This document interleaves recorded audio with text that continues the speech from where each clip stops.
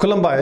बेयो बड'लेण्ड इंखं टेलिभिजन दिनै सानसेनि बरादखौ नोंथांमोननि खाथियाव लाबोदों आं सदानन्द दैमारिया।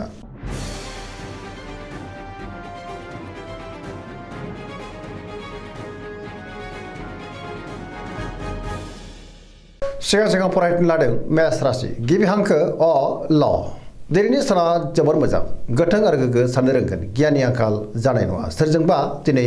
बाख्नाय जानोबो हागौ बयजोंबो अनजागोन आरो अनसायजानो हागौ नखराव दिनै गोजोन थासारिखौ मोननो हागोन गुबुनजों मोजां सोमोन्दो लाखिनोबो रोंगोन गोसोनि साननायफ्रा जाफुंसारगोन मावनो लानाय खामानिखौबो दिनै गोरलैयैनो मावफुंनो हागोन गोसोआ दिनै जोबोर गोजोनगोन देहायाबो मोजाङै थागोन सोरबा लोगोनिफ्राय मोजां खौरांबो फैनो हागौ रांखावरियाव मोजां अब्लाबो नाथाय खरसायाबो बांगोन बेफार फालांगियाव दिनै जोबोर मोजां गोबां धोन आरजिनो हागोन नखराव बिसि फिसायनि गेजेराव अननानै फैगोन बिदा फंबायनिफ्राय हेफाजाबखौ मोननो हागौ बिमा बिफानि अननाय आरोफोरखौबो दिनै मोननो हागोन बहाबा थाङोब्ला दिनै जोबोर मोजां आरो मोजाङैनो हान्थिनोबो हागोन पजिटिभ एनार्जिनि गोहोमबो गोग्लैगोन लाइमोनफ्रा गोसोनि साननायखौ फोरमायलायनो हागोन आरो गोसोआ दिनै जोबोर रमान्टिकबो जागोन फरायसाफ्रा दिनै फरायनायाव गोसो दुंखांगोन आरो मोजां फिथाइ मोननोबो हागोन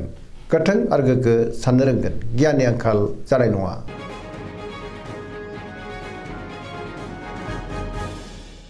बृष राशि गिबि हांखो इ उ ब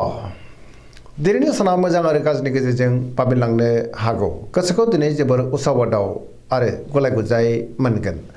गोसोनि बोलोआबो लोरबां जानो हागौ मावनो लानाय खामानिखौ मावफुंनायाव गोब्राब जागोन समाजाव मान मोननो हागोन रांखावरियाव मोजां अब्लाबो नाथाय खरसायाबो बांगोन बेफार फालांगियाव मोजां होनजायो नखराव बिसि फिसायनि गेजेराव अननानै फैगोन देहाया दिनै बारा मोजां थानाय नङा गोबां रोखोमनि देहायारि जेंनाजों मोगा-मोगि जानांनोबो हागौ जानाय लोंनायाव सांग्रां जानांगोन नखराव बिसि फिसायनि गेजेराव अननानै फैगोन गुबुननिफ्राय दिनै हेफाजाबखौ मोननोबो हागौ लोगोफोरनिफ्राय हेफाजाब मोननो हागौ अब्लाबो नाथाय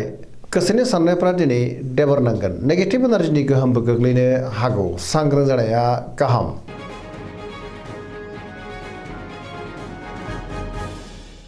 मिथुन राशि गिबि हांखो क स दिनैनि साना जोबोर मोजां बयजोंबो अनसायजागोन माबा मोनसे मोजां खौरां फैनोबो हागौ गोबां मोजां खाबुबो मोननो हागौ सिगांनि बबेबा आद्रा खामानियाबो दिनै मावफुंजागोन गुबुननिफ्राय थोजासे हेफाजाब मोननो हागौ गोबां बिथिङावनो दिनै जाफुंसारगोन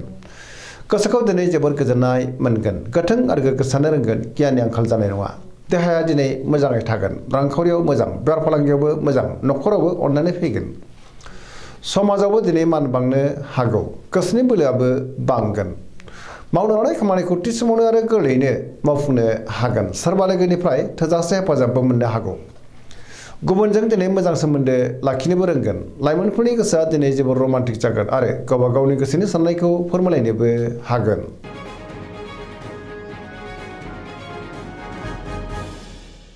कर्कट राशि गिबि हांखो ड ह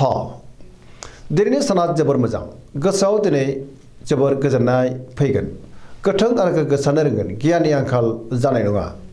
गोसोनि साननायफोरा दिनै मोगथाङाव जाफुंनोबो हागौ गोसोआव पजिटिभ साननाय फैगोन मावनो लानाय खामानिखौ थि समावनो आरो गोरलैयैनो मावफुंनोबो हागोन रांखावरियाव मोजां बेफार फालांगियावबो मोजां होनजायो आयाबो दिनै बांनो हागौ नखराव बिसि फिसायनि गेजेराव अननानै फैगोन सोरजोंबा बाख्नाय जानानै गोसोआ दिनै जोबोर खुसि जागोन देहाया मोजाङै थागोन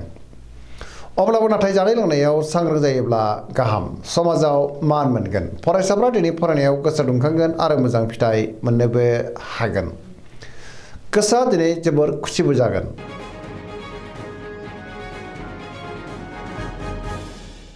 सिंह राशि गिबि हांखो म ट दिनैनि साना मोजां आरो गाज्रिनि गेजेरजों बाबेनलांनो हागौ सोरनिबा थाखाय गोबां मोजां खामानि मावनानै होनोबो हागोन अब्लाबो नाथाय गावहा खहा जानांनोबो हागौ समाजाव मान बांगोन गोसोआव गोग्गो आरो गोथों साननो हानाय नङा मावनो लानाय खामानिखौ मावफुंनायाव गोब्राब जालांनोबो हागौ सोरबा लोगोनिफ्राय हेफाजाब लानांगोन बहाबा हान्थिनो एबा दावबायनो खाबु मोननोबो हागौ रांखावरियाव दिनै बारा मोजां नङा नाङा फाङा खरसायाबो बांनो हागौ बेफार फालांगियावबो बारा मोजां नङा होनजायो गोसोनि साननायखौ दिनै गुबुननो फोरमायनो हागोन बिसि फिसायनि गेजेराव अनलायनाय फैगोन समाजाव मान मोनगोन गुबुननि गोसोखौ बोनो हागोन देहाया दिनै मोजाङै थागोन अब्लाबो नाथाय जानाय लोंनायाव सांग्रां जायोब्ला गाहाम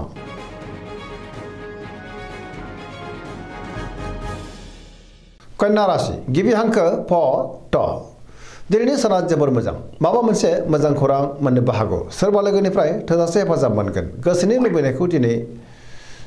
मोननोबो हागौ गोसोनि साननायफ्रा जाफुंगोन पजिटिभ साननो रोंगोन आरो गियाननि आंखाल जानाय नङा गोथों आरो गोग्गो साननो हागोन सोरजोंबा बाख्नाय जानोबो हागौ रांखावरियाव मोजां अब्लाबो नाथाय खरसायाबो बांनो हागौ बेफार फालांगियाव जोबोर मोजां मुलाम्फा मोनगोन देहाया दिनै मोजाङै थागोन गोबां मुंदांखा सुबुंजों दिनै लोगो मोनज्लायनोबो हागौ न'खरावबो अननानै फैगोन गोबां खामानियाव दिनै मुखुबबो थागोन सोरजोंबा बाख्नाय जानो हागौ गोसोआ दिनै जोबोर खुसि जागोन पजिटिभ एनार्जिनि गोहोमबो गोग्लैगोन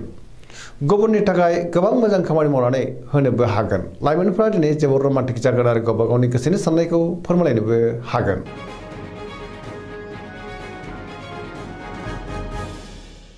तुला राशि गिबि हांखो र ट दिनैनि साना जोबोर मोजां समाजाव दिनै लोगो लेवा बांगोन गोसोनि साननायखौ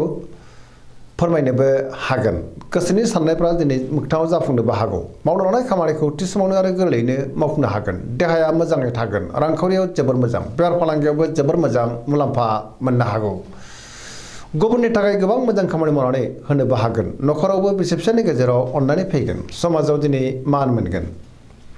बबेबा हाबाफारियाव बाहागो लानो खाबुबो मोननो हागौ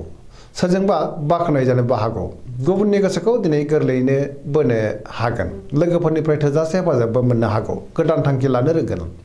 सेंग्रा सिख्लाफोरनि गोसोआ दिनै जोबोर रमान्टिक जागोन आरो गावबा गावनि गोसोनि साननायखौ फोरमायलायनोबो हागोन गोसोआव पजिटिभ साननाय फैगोन पजिटिभ एनार्जिनि गोहोमबो गोग्लैनो हागौ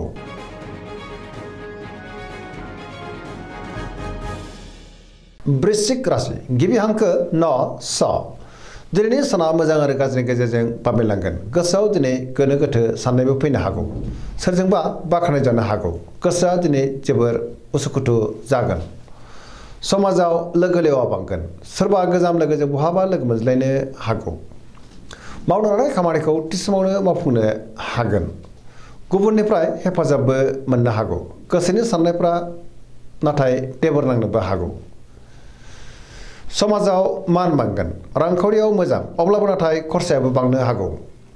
बेफार फालांगियाव जोबोर मोजां मुलाम्फा मोननोबो हागौ देहाया मोजाङै थागोन अब्लाबो नाथाय जानाय लोंनायाव सांग्रां जानांगोन गुबुननिफ्राय हेफाजाब मोनगोन फरायसाफ्रा दिनै फरायनायाव गोसो दुंखांगोन आरो मोजां फिथाइ मोनगोन लाइमोनफोरा जोबोर रमान्टिक जागोन आरो गावबा गावनि गोसोनि साननायखौ फोरमायलायनोबो हागोन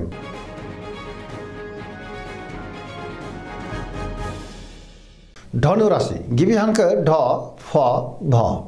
दिनैनि साना जोबोर मोजां बयजोंबो गोरोबनो रोंगोन हरखाबै माबा मोनसे मोजां खौरां फैनोबो हागौ गोसोआव दिनै गोग्गो आरो गोथों साननाय फैगोन मावनो लानाय खामानिखौ थि समावनो आरो गोरलैयैनो मावफुंनो हागोन गोसोनि साननायफ्रा मोगथाङाव जाफुंनोबो हागौ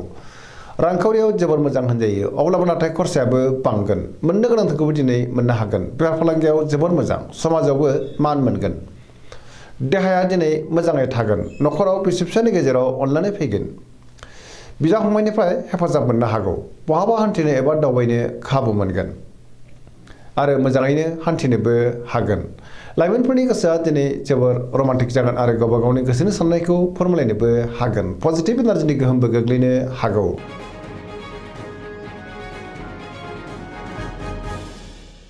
मकर राशि गिबि हांखो ख ज दिनैनि साना जोबोर मोजां गोसोखौ दिनै जोबोर गोजोननाय मोनगोन गोसोनि बोलोआ बांगोन गावनि गोसोनि साननायखौ दिनै गुबुननो फोरमायनोबो हागोन गोसोआव लुबैनायफ्रा जाफुंनोबो हागौ मावनो लानाय खामानिखौ थि समावनो आरो गोरलैयैनो मावफुंनो हागोन सोरजोंबा बाख्नाय जानो हागौ बहानिफ्रायबा मोजां खौरांबो मोननो हागौ रांखावरियाव मोजां अब्लाबो नाथाय खरसायाबो बांगोन बेफार फालांगियाव दिनै जोबोर मोजां मुलाम्फा मोननो हागोन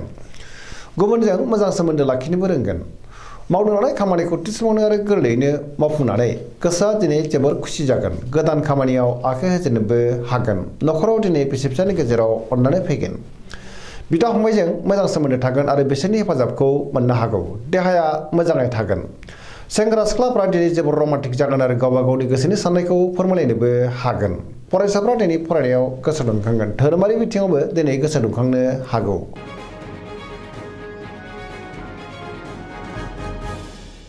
कुम्भ राशि गिबि हांखो ग स दिनैनि साना जोबोर मोजां नखराव दिनै अननानै फैगोन सोरजोंबा बाख्नाय जागोन बयजोंबो मोजां सोमोन्दो लाखिनोबो रोंगोन माबा नङा माबा मोनसे मोजां खौरां फैनोबो हागौ गोसोआव दिनै पजिटिभ साननायबो फैगोन गोसोखौ जोबोर गोजोननायबो मोननो हागौ मावनो लानाय खामानिखौ थि समावनो आरो गोरलैयैनो मावफुंनो हागोन समाजाव दिनै मान मोनगोन गोबां मुंदांखा सुबुंजों लोगो मोनज्लायनोबो हागौ रांखावरियाव जोबोर मोजां होनजायो बेफार फालांगियावबो दिनै जोबोर मोजां मुलाम्फा मोनगोन देहायाबो दिनै मोजाङैनो थागोन नखराव बिसि फिसायनि गेजेराव अननानै फैगोन गुबुननिफ्राय थोजासे हेफाजाबबो मोनगोन बिमा बिफानि अननाय आरो बोरखौबो दिनै मोननो हागौ बहाबा दावबायनो एबा हान्थिनो खाबु मोनगोन पजिटिभ एनार्जिनि गोहोमबो गोग्लैनो हागौ